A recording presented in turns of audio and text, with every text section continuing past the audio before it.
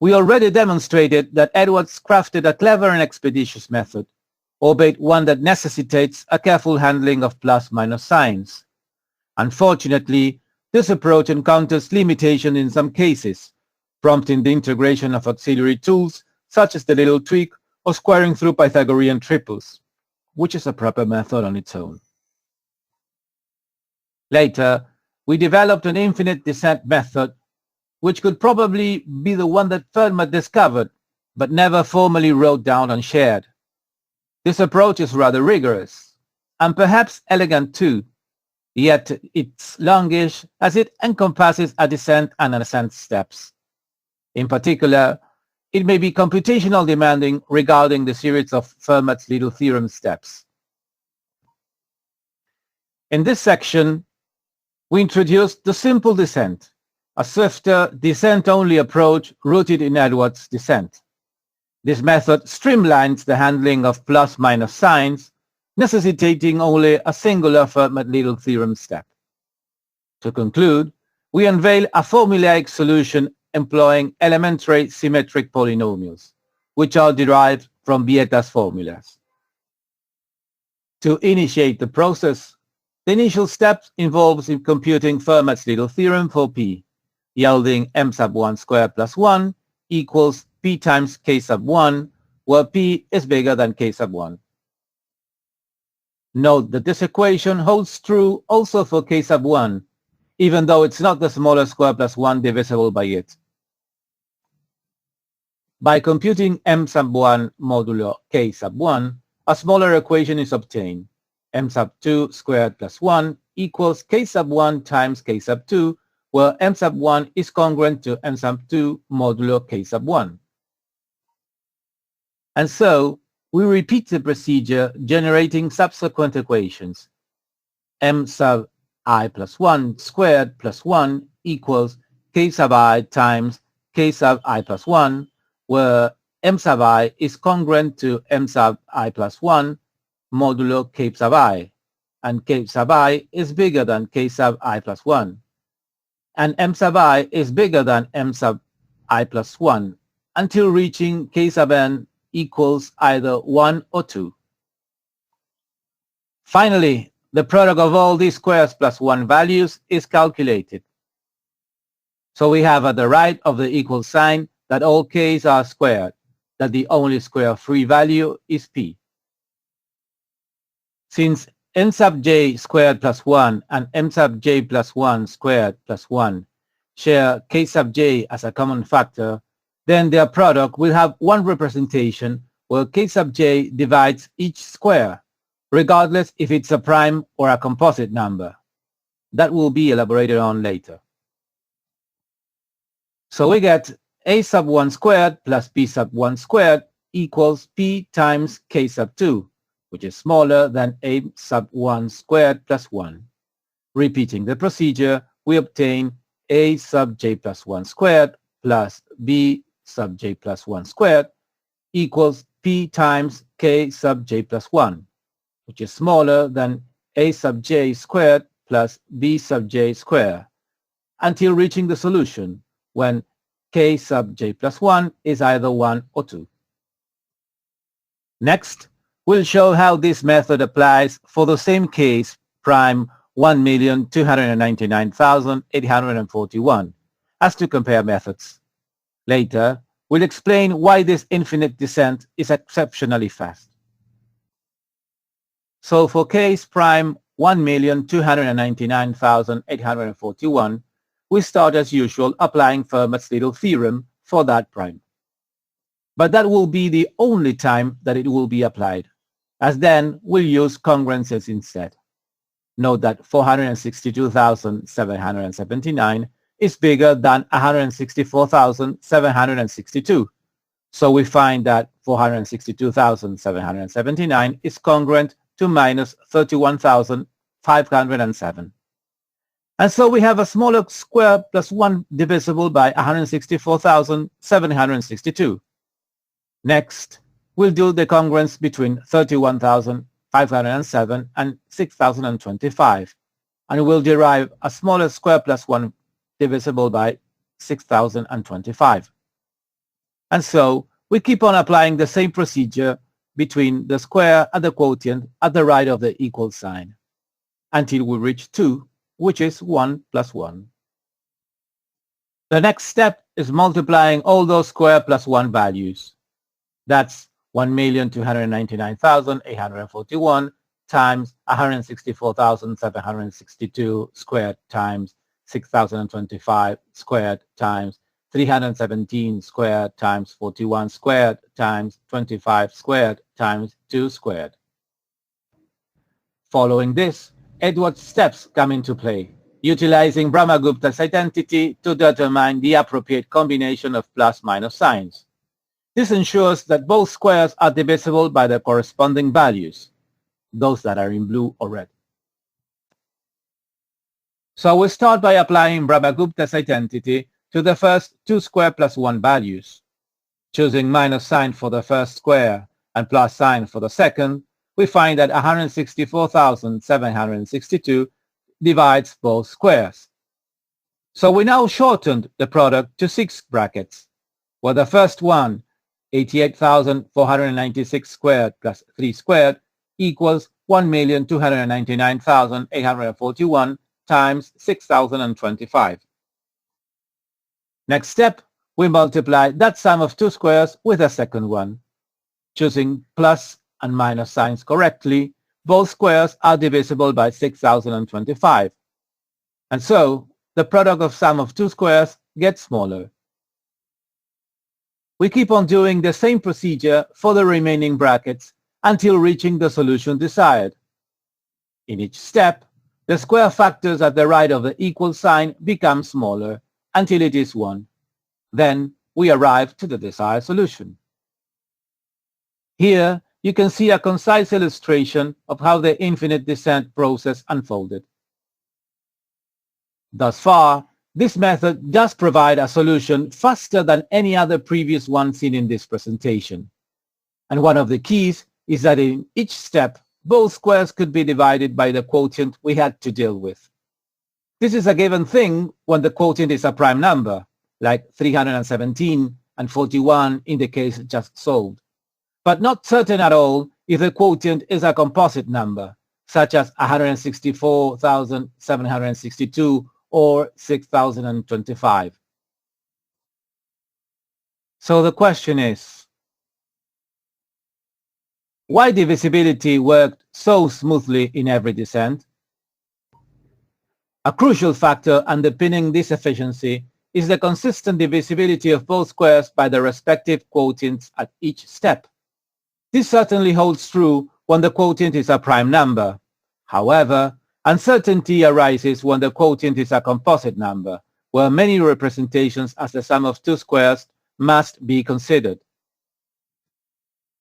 For reference, we provide a guide on calculating the number of representations an integer may have as the sum of 2 squares, given that its prime factors are themselves represented as the sum of 2 squares. As a result, one can easily determine that 164,762 has 2 representations, while 6,025 has 3 representations. Considering the potential for multiple representations in composite numbers, the fundamental question emerges: why did divisibility unfold seamlessly in every descent? The answer to this question lies in elementary symmetric polynomials, which will be elaborated upon shortly. However, for the present, let's increase our understanding with additional evidence affirming the consistency of divisibility at each step. How did divisibility actually work in every step? To elucidate this, we'll employ straightforward congruencies. So, how was the divisibility operation handled in each step of the previous case? The first descent is quite easy to see, as we already know that the sum of the 2 values considered, 462,779 plus 31,507, is divisible by 164,762. So, as it divides each of the sum of the squares at the left side of the equal sign and it also divides the second square at the right side of the equal sign, then it must divide the first square too. In the second descent, we know that 6025 divides 31,507 minus 1,382. And we can compute that 88,496 minus 4,146 is divisible too. So we can use a property of congruencies, knowing that the product of both congruencies is also divisible by 6025. So we get that 88,496 times 1,382 is congruent to 4,146 times 31,507, which in turn is congruent to minus 3. Note that the first square above is actually 88,496 times 1,382 plus 3. So as 6025 divide that square and each of both sum of two squares at the left of the equal sign, then it divide the other square too. In the third descent, the process for seeing how the divisibility by 317 works is much the same, so just check it for yourself.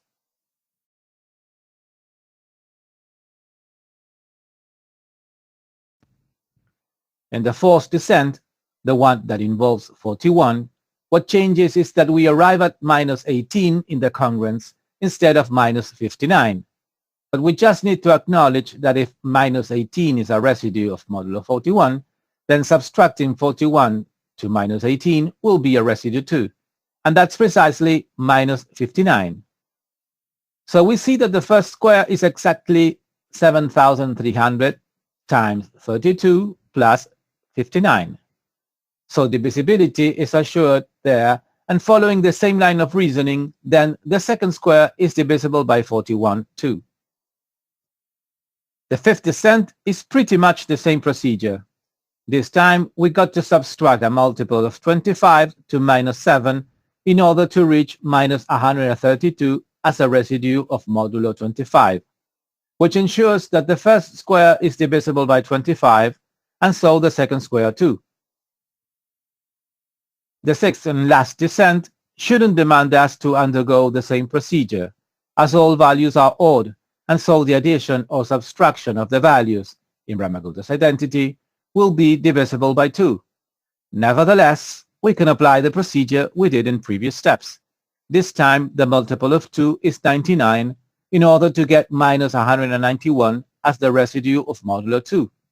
So the first square is divisible by 2, and so the second square too. Well, that proves the case specifically for prime 1,299,841. But how can we prove for every prime 4k plus 1 that divisibility works in every descent? Let's see intuitively how that works. Let's assume we are dealing with a case that's solved with just one descent. So with Fermat's little theorem, we find out that a squared plus 1 equals p times u. And we simply compute that a is congruent to minus b modulo u. In fact, b squared plus 1 equals u, so there's only one descent as assumed above. So the product of a squared plus 1 and b squared plus 1 equals p times u squared. When we apply Ramagupta's identity, we got a times b minus 1 in the first square and a plus b in the second square. So we need to prove that u divides both squares so as to find the solution. To prove that is pretty straightforward. As a is congruent to minus b, that means that a plus b is divisible by u, just like the second square. And to prove the first square, we just need to multiply both sides by a and add 1 to both sides too. So on the left side of the equal sign, we got a squared plus 1, and we already know that u divides that. So then u also divide a times b minus 1. So u divides each and every term. Now let's take a look at a case with two descents. Here we'll have three congruencies to work with. A squared congruent to minus 1 modulo u, A congruent to minus B modulo U, and B congruent to minus C modulo V. The first descent follows the same process as before, so there's no need to explain it again. In the second descent, we first apply Brahmagupta's identity, this time with c squared plus 1, always choosing the minus sign for the first square and the plus sign for the second square. So we got in the first square that U divides A times B times C minus A plus B plus C. And in the second square that U divides A times B plus A times C plus B times C minus 1. We need to prove that V divides each square. We apply just the same method used for the case with only one descent. So we find that B plus C and B times C minus 1 are both divisible by V. To complete the task, we simply need to regroup the terms inside each square to identify B plus C or B times C minus 1 as quotients of each term. You can see with those colors how the regrouping happens. B times C minus 1 divide the terms in red and blue, while B plus C those terms in green and violet. So V ends up dividing each and every term of each square. Now we'll show you the same procedure for proving divisibility with 3, 4, 5, and 6 descents. The intermediate steps are not necessary to show, as they're identical to those for cases with 1 and 2 descents. You can verify it yourself. Just remember that when applying Brahmagupta's identity, we always choose the minus sign for the first square and the plus sign for the second square. This is the case with 3 descents.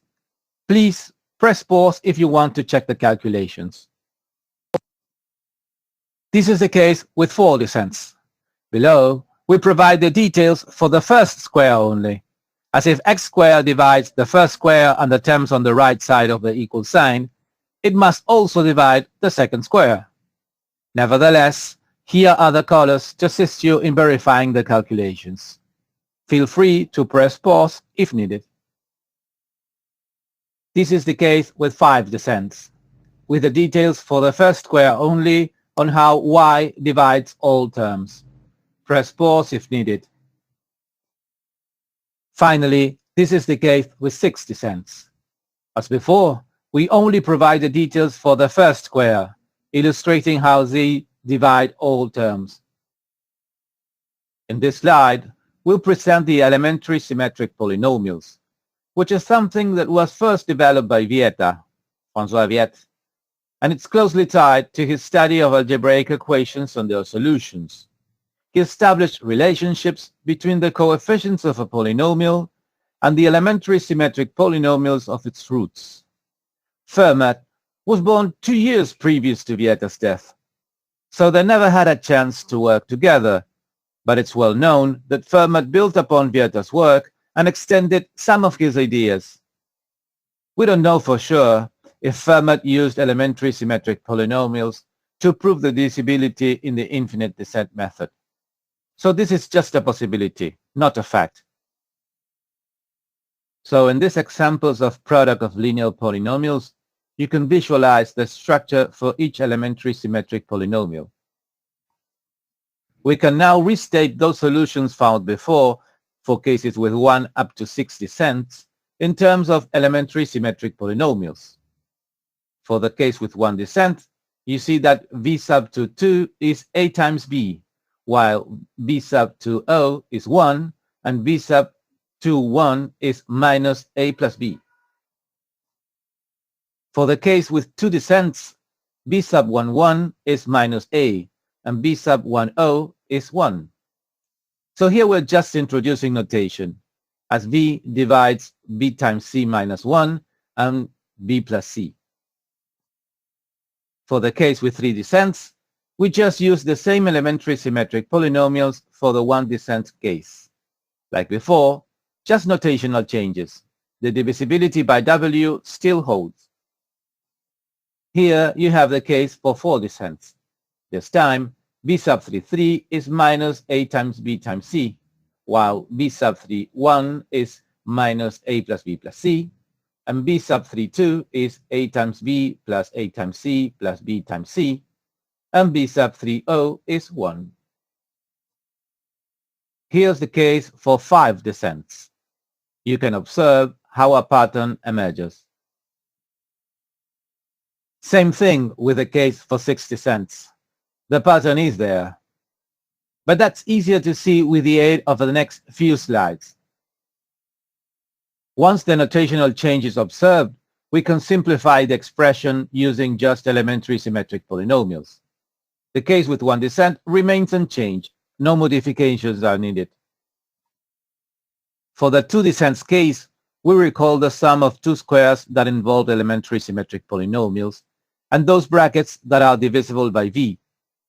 But those brackets are elementary symmetric polynomials too, so we can restate both squares in terms of elementary symmetric polynomials v and u, as seen in the table below.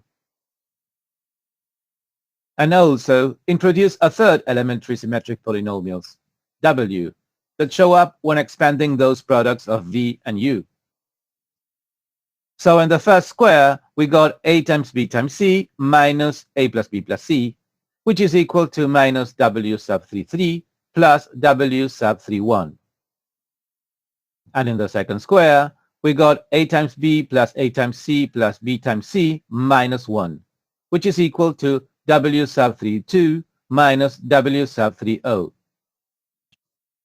Therefore, we simplify the expression. Both denominators in the squares become elementary symmetric polynomials w terms. Here you can see the same procedure applied to a 3 descents case. Press pause if needed. And here for 4 descents. And here for 5 descents. And here's the case for 6 descents. The details are omitted as there isn't enough space in the slide, but you can verify the calculations on your own. Upon examining all solutions together in one single slide, it becomes evident that the even elementary symmetric polynomials are neatly arranged within one square, while the odd ones occupy the other. Furthermore, the signs alternate for each element. Consequently, the denominators of each square form an alternating series of elementary symmetric polynomials. There's no magical step here. This is just expansion of the products of the square plus 1 brackets, as seen in a simple descent method section. But the only restriction in place was choosing the minus sign for the first square and the plus sign for the second square when applying Brahmagupta's identity. Just to make it easier to write a concise formula, we change the signs for the square with the odd elementary symmetric polynomials, as that won't change the final result. So this is the formulaic solution in terms of elementary symmetric polynomials. Note that x and y are different depending on the parity of n. There you have the cases seen. To check the formula. To conclude this section, let's consider an example and compare the simple descent method with the elementary symmetric polynomial formula. It's evident that the simple descent requires far fewer computations and is thus faster. Nevertheless, the formula possesses its own elegance. In conclusion, the simple descent method offers the simplest and fastest procedure developed in this presentation for attaining the sought-after solution. Its efficiency lies in needing just one single computation of Fermat's little theorem, as all subsequent steps are straightforward congruencies. Noteworthy is the assurance of division at each stage. Furthermore, the division property can be elegantly articulated through the lens of elementary symmetric polynomials. This not only enhances the clarity of the method, but also facilitates the articulation of the solution in a concise and formulaic manner. In the following and last section, we will compare the simple descent with a standard continued fraction method to find representations of prime 4k plus 1 as sum of 2 squares.